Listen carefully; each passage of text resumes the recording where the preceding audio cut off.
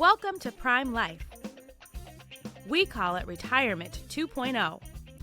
Leave each episode with tips and new ideas to help you navigate retirement in our new age. It's your time. Make it count. This podcast is for educational purposes only. It is not intended as medical, investment, or financial advice. We do not sponsor or endorse any of the individuals, companies, products, or services featured on this podcast.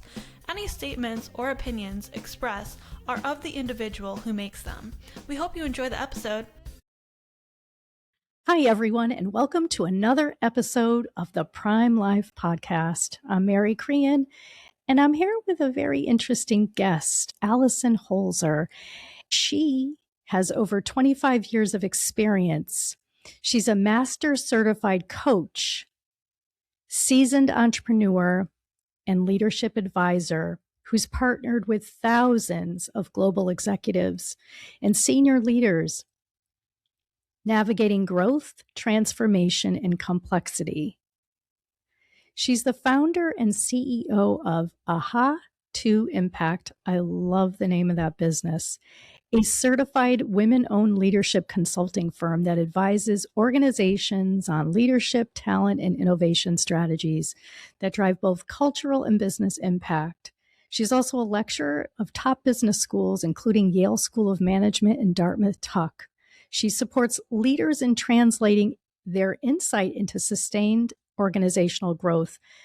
And Allison, I know this applies to all of us in life, especially perhaps if we've had significant changes, as you and I chatted about prior, could be an unexpected diagnosis. It could be a career change by choice. It could be now we're caring for older adults or even grandchildren or children, and maybe that's a big change. And I know what we're going to dive into is going to reflect that. But before we do that, Allison, tell us a little bit about yourself and your journey to get to where you are today.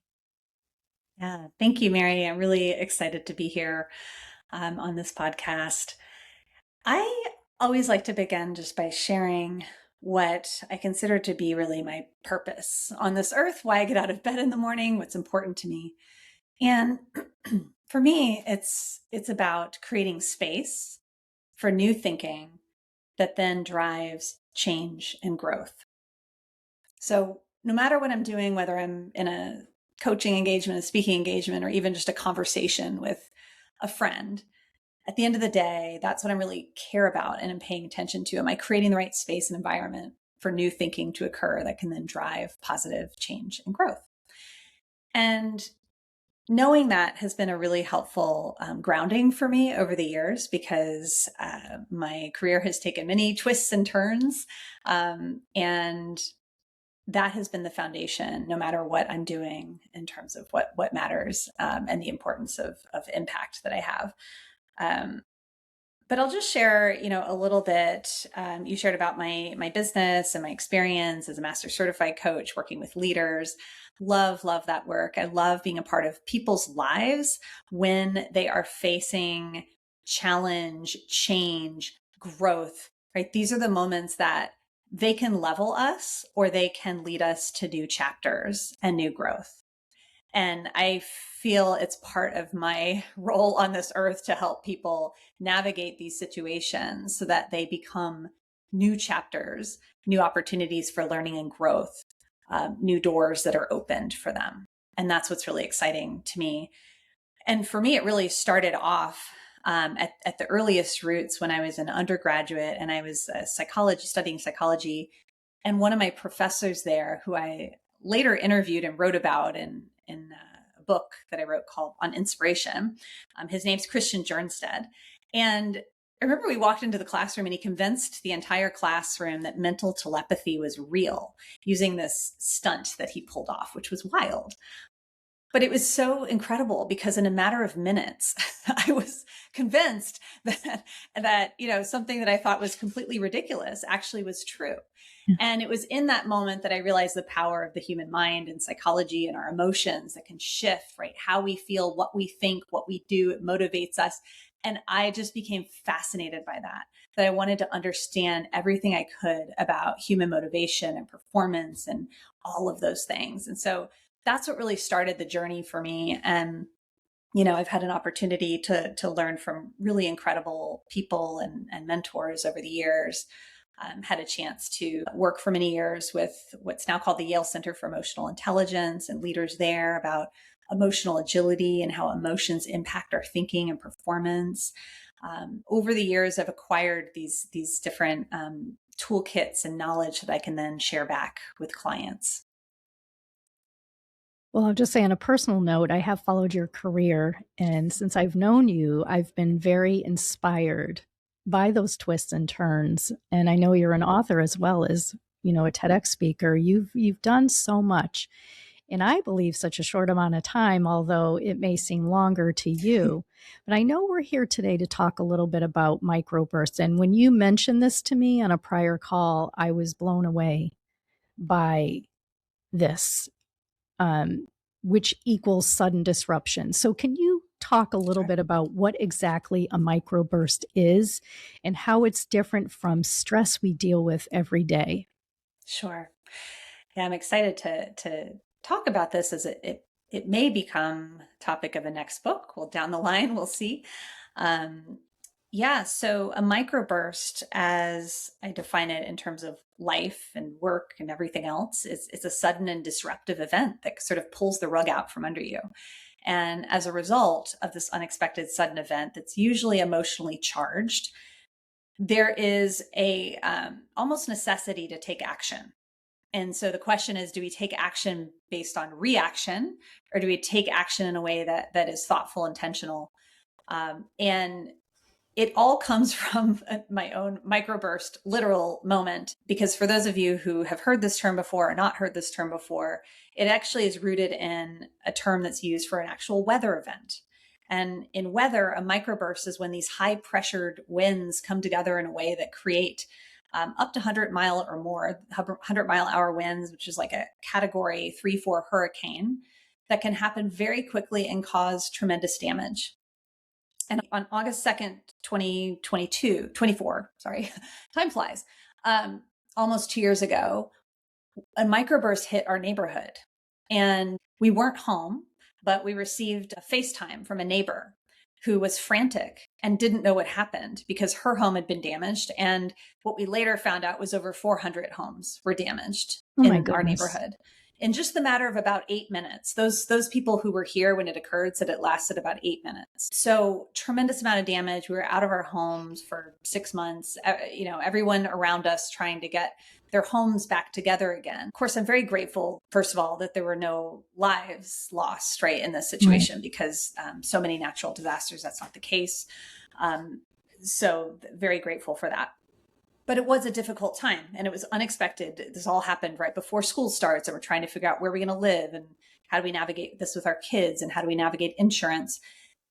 And it was very, very stressful. And I, at one point, reached this moment where I thought, okay, I don't know if I can handle this. This is too much. Yeah. And Paul, my husband, and I realized that we needed to come together with some guiding principles that would help us navigate through it. And we came up with these 3 guiding principles that really helped us. And that then turned the corner. And all of a sudden, with these principles in place, it turned into an opportunity for a new chapter, for innovation around how we wanted to redesign our home, how we were going to, navigate this thoughtfully. And it even encouraged me to think differently about, what I wanted in my own life in terms of my work and my business. So it ended up being a situation where we got out the other side, in some ways better than we were before, and grateful for it. But we had to have these guiding principles to help us move through it. So why do these moments in time seem so overwhelming? And what do they do to our body and our mind? Because let's face it, that's very stressful. And we'll get that answer after a brief word from our commercial sponsors. NASA is always working harder to be your carrier of choice. We offer insurance products that can help you meet your retirement goals, such as protecting your savings, securing lifetime income, or paying for healthcare costs. We're dedicated to providing best-in-class service and are keeping things simple, and we'll have your back. We have around 400,000 policyholders and contract holders and have been doing this for a long time, 170 years, but we remain humble enough to always try to improve. For more information, visit nfg.com. Nassau Insurance products are issued by Nassau Life and Annuity Company of Hartford, Connecticut, Nassau Life Insurance Company, East Greenbush, New York, or Nassau Life Insurance Company of Kansas, Overland Park, Kansas. Subsidiaries of Nassau Financial Group. Products are not available in all areas. Policyholder counts are for all Nassau companies as of September 30th, 2022, and are subject to change. It is, right? And you think about, situations that we have in life when these moments occur, and, having also experienced, the loss of a parent recently, that also is a microburst moment, right? And it's just loss, change. It's really challenging. What I would say, and this comes rooted from my background at the Yale Center for Emotional Intelligence, what I learned there, right? It rocks our system. It rocks our nervous system. And this is where it's a little bit different than to your question earlier around just ongoing stress. Ongoing stress is sort of day to day, more consistent. A microburst is sort of a blast of really intense, unexpected stress that then throws our system into upheaval. And what that can look like is feeling really off balance, like really thrown off, like there's an instability in what's happening. And, it can show up for people in different ways in terms of how they process that and how it looks like in their physical bodies and in our mindsets. We get really narrow in our thinking because we're trying to protect ourselves. And so there's a tendency to think in highly focused ways, which can be adaptive, but it can also get in the way of thinking innovatively about how to solve problems, right? So it could be both and. We also tend to isolate. So we tend to just focus on what we need to do versus who can I talk to? Who can I ask for help, right? And so there's all of that happening in our systems. And one of the things that I think could be critically important is grounding. I call it grounding. Like, how do you ground your system to create a sense of more stability and a sense of sort of calming, activating that parasympathetic response where your body starts to feel a sense of calm. And, again, this is personal too. What works for people, it's different for everybody. But one of the reasons why I felt really passionate about giving a TED Talk on unstructured time is because that is a place where people can find that sense of grounding and calm. Right? We have so much noise and intensity in our day-to-day lives that taking even a 5-minute walk outside without your phone, where your mind can wander, where you have some unstructured time for your brain to just process what's happening and allow whatever comes into your head to come in. That time is critical to help us feel grounded. And we don't get enough of it just because our lives and the systems around us don't always support and encourage it. So that's a place and an opportunity for people.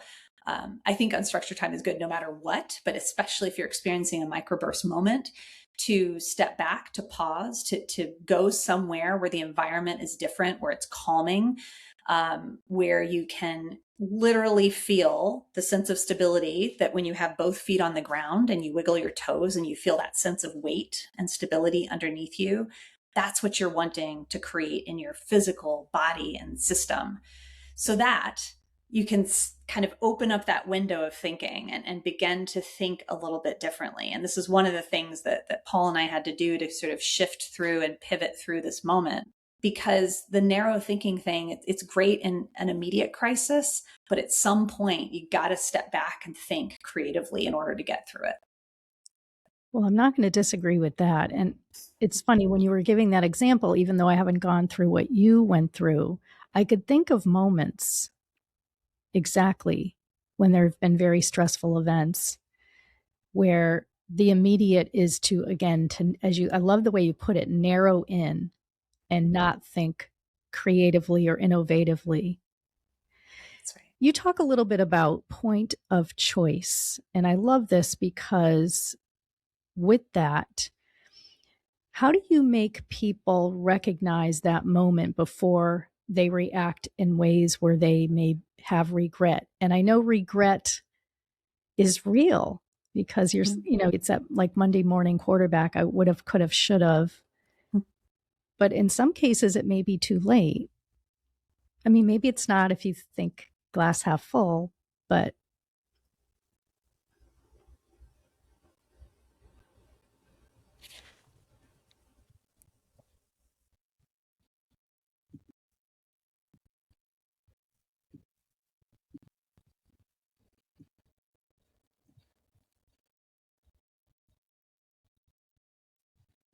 So you're asking about point the of point of choice and how to really choice think about that. and how to Yeah. avoid regret. Yes. Yes. Well, it's sort of a yes and, because in these situations, these microburst moments, we're likely to react because it's a natural human instinct. And when we react, we may do or say something that later we think, if I were at my best in that moment, I would not have said or done that. Exactly. And so there's this element of grace, like giving ourselves some grace, some wiggle room, and each other too, because sometimes we'll experience microbursts in community or with other people.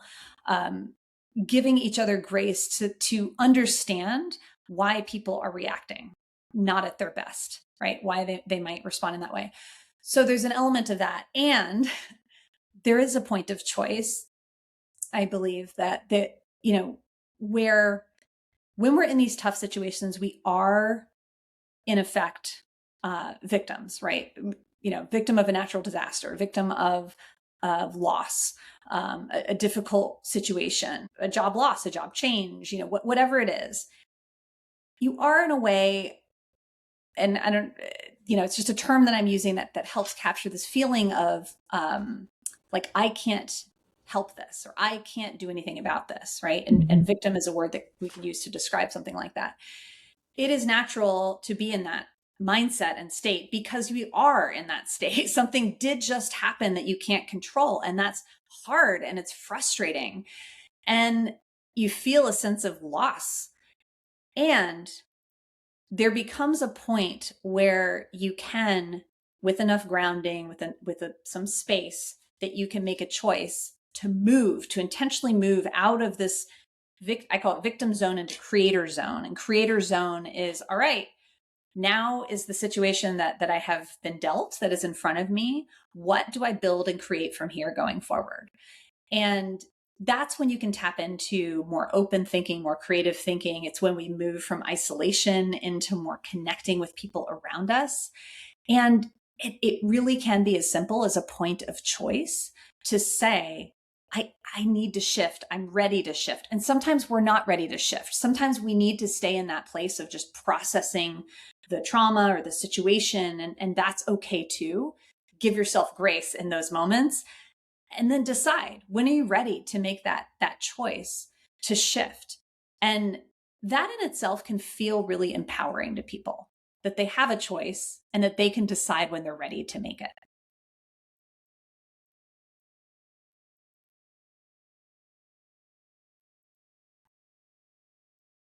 Is there a time where too much grace has gone? You've given yourself just too much grace. I hate to phrase it like that, but and I love that word, by the way, grace. I think it's underutilized. Yeah. And I just love it for so many reasons. But is there a point? It's really personal, right? For people to think about that point for themselves. But knowing that we're generally not at our best, we're not functioning at our best when we're in this space of panic, stress, things are happening to me. And a lot of times if we stay there too long, it can lead to sort of more chronic, challenge. burnout. It can lead to, other things. So I think you have to kind of feel it out in terms of how long you're able to or willing to stay in that place of knowing that you're not at your best, and that's okay. But I do think that this is where unstructured time can be helpful, because I find that for people who create the space for, whether it's journaling, walking, thinking, just this time to process on a more day-to-day basis, that they're able to sort of work through things in a way that enables them to be aware. You have greater self-awareness when you practice unstructured time, because you're able to look inward and reflect. And by the way, too, you can build awareness by talking things out with other people as well, which is another form, right, of connecting and talking things out. And that can also be really helpful. So I would say that the challenge is to lean into that and to give yourself the space to understand and process, to then get to the point where you say, all right, I'm ready. And I know when Paul and I got there, we're like, okay, I'm ready. Now, how do we do this differently? Right. I love that. And that's when we, really had to kind of chart a new path of how we thought about the microburst and how we were going to handle it. And the first thing that we talked about was we called it Team Holzer, but it was like, okay, how do we play on the same team all the time and just completely have each other's backs? And not just us on Team Holzer, it needed to extend. Like, our contractor that we found became our best friend. He was amazing, and he became a part of our Team Holzer. So this idea that, okay, how do you create a team around this microburst moment that's going to help you? And I often call it, with executive leaders, I call it your A team. Who's on your A team? The people you reach out to, the people you talk to, the people who are going to challenge you, who are going to maybe say to you, like you said, Mary, like, have you been in that place a little too long? Like, are you ready to shift, right? You have other people who can challenge you to think that way. So that was our first guiding principle, was Team Holzer, or find your A team. And that really enabled us to begin to feel differently, like we had each other. The second one was about what I call knowing the horizon, which is that pilots can fly in the dark, and they can fly in the dark because they have pre-programmed this destination. They know where they're going, and then all they have to do is navigate. Now, I act like that's a simple thing. It's not simple to navigate, but once they know the horizon, they just need to focus on the navigation. So the question is, what's your horizon? Like, what are you aiming for? And when these microburst moments occur, our worlds become very small. But how do you make your world bigger, in the sense that if you ask yourself the question, in 6 months, my life is better after this microburst, what's different? And the better could be something that you've learned about yourself. It doesn't necessarily have to be an outcome, like, our house, we love it more than ever before, which was one of the things we were aiming for. It can be, I've learned this about myself. It can also be relationship based. I've created a new community or connection with people.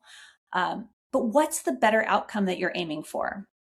And it's really important to have a clear picture of that, because that's what's going to keep you motivated and focused on, as you're navigating through these difficult microburst moments. And then once you have that horizon in place, and for Paul and I, it was be back in our house in 6 months and love it more than before. It was super simple. That was it. And we got there. By the way, we got back in the house literally 2 days before 6 months. So it was right under the deadline. Perfect. And we love our house more than before. So it worked out. But that was our horizon. And then the third thing is inspired by one of my favorite movies, Contact, which has Jodie Foster in it. And for those of you who've seen it, the movie begins and ends with the same quote. And her father says to her, "Small moves, Ellie, small moves." And of course, he's talking about her desire to try to talk to extraterrestrial life. And you can't do that all in one day. You have to, make small moves every day to try to communicate, right? But that concept applied for us was, we would have to make 20, 40 decisions in a day, contractors, phone calls, all this stuff on top of our full-time jobs and everything else. These microburst moments, whether, loss in the family, you're going to have a ton of things that you have to navigate and deal with. It can be very overwhelming.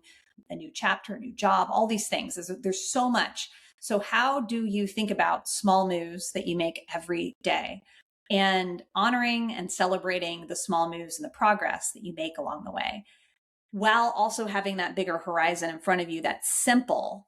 That is a powerful way to take away the overwhelm that you might feel by the enormity of it, and to stay motivated on a day-to-day basis. And it really worked for us, and has worked for many leaders that I've brought this to. No, I love that small wins, celebrate small wins. My husband's always really good about saying that and reminding me and us and himself, I'm sure. So what I'd like to talk about next is, and I've heard this saying, sometimes you have to slow down to speed up. And I think you kind of talk a little bit about that, which comes in with the grounding. Can you elaborate on that, Allison? Slowing down to speed up. Yeah. I think our natural inclination is to want to just move quickly, because that's sort of what's rewarded, so to speak, right? And especially in organizational culture, there's a lot of reward and emphasis placed on productivity, immediate outcomes, tangible outcomes, KPIs, those kinds of things. And that's true, I think, just outside of work as well, that people feel like they want to have tangible, immediate outcomes and signs of progress. And all that's true, and that does feel good. But a lot of times when we move too quickly to action, what we lose is that capability to make sure that our actions are values aligned, that they are intentional, that they are strategic, right? Like we're moving in the right direction. Speaking of the metaphor of travel, right? With pilots, if you have like a tiny percentage off in terms of the direction that you're going when you start, and you follow that tiny percentage off of where you need to go, you're going to end up like 2,000 miles away from where you were supposed to go, right? That kind of concept of we have to make sure that we're calibrated on the front end on where we actually want to be going, and make sure that we're pointed in the right direction. And that takes time. It takes lifting our heads up and kind of looking in that big picture. So in a sort of life event, and actually I'm thinking about this with the new year, many people try to do this around the new year. They try to sort of lift their heads up and say, all right, how was last year? And how are things going in the next year? And what do I want to be important? What do I want my priorities to be? It is a good time to do that. But when microbursts happen, in our lives, these disruptions, we also have to do that. We have to, and that's where the grounding comes in. It gives you an opportunity to take a step back and say, all right, if things were better 6 months from now, what would that look like? And what do I need to get there? And it does take time. It takes discipline, actually, to like slow down and to stop and to do it when you have so many other things going on. And it's critically important. The other thing I mentioned around values, I think having clarity around what your values are. And, this can be hard because a lot of us can say, well, I value a lot of things. But what are the most important guiding values when you think about the most difficult decisions you've had to make, when you think about the most challenging times in your life? Like what were the most important things that were guiding your decision making? And those are usually your top values. And so having a sense of that when you're taking a step back and asking yourself, if I'm making a choice or going in this direction based on who I am at my best and what I value, what would it look like? And taking that time to slow down really does then enable you to move faster and more intentionally as you go forward. I love that. And as we're winding down our conversation, Allison, and I know we'll love to have you back on so we can talk much more and go a little bit deeper than we've had time today. Have to. How do you work with individuals that help them take that mindset or shift that mind from seeing disruption as a failure to an invitation for opportunity? And like you were sharing about your home, it's way better of a place, even though that micro for you was very devastating. Yeah.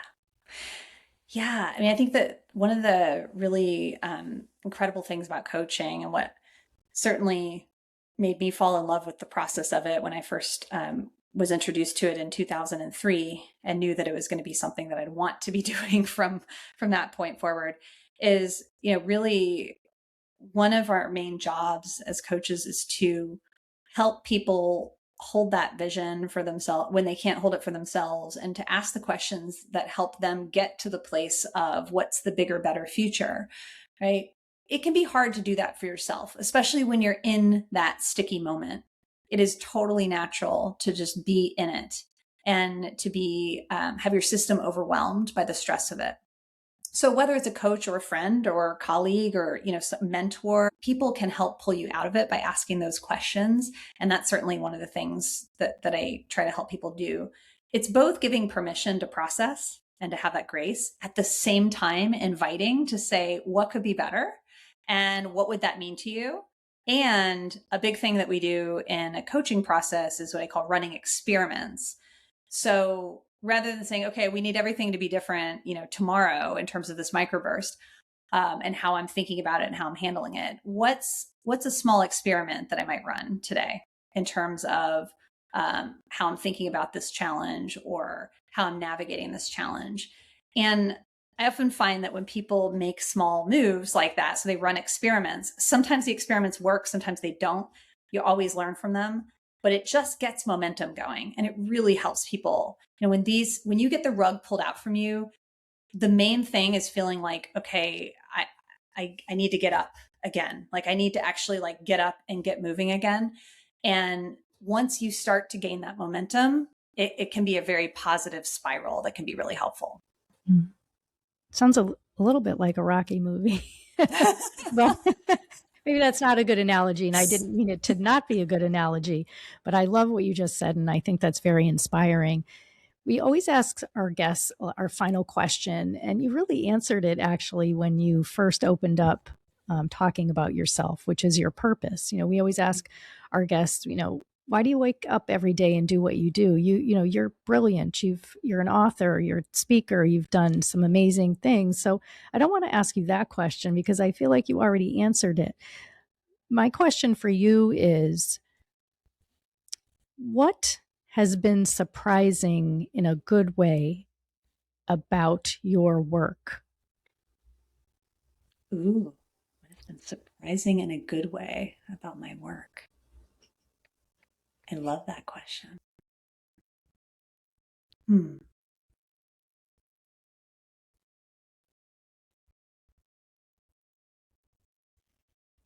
Okay, I think I got it. So one of the things that I see a lot in my work is fear.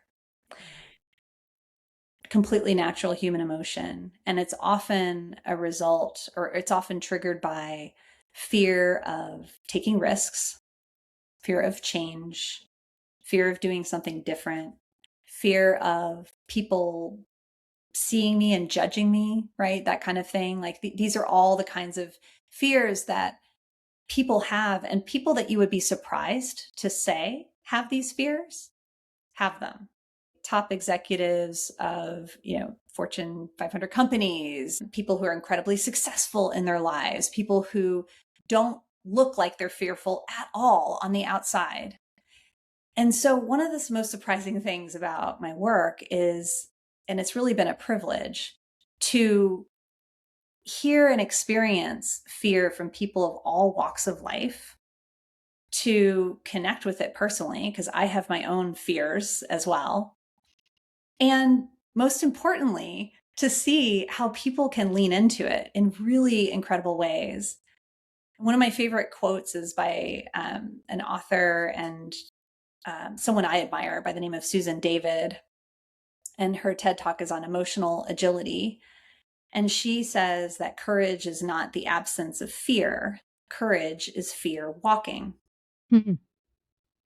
And back to our earlier getting the rug pulled out from under you and getting up like Rocky, one of the beautiful privileges that I've been able to both see and experience myself is the power of getting up and walking amidst the fear.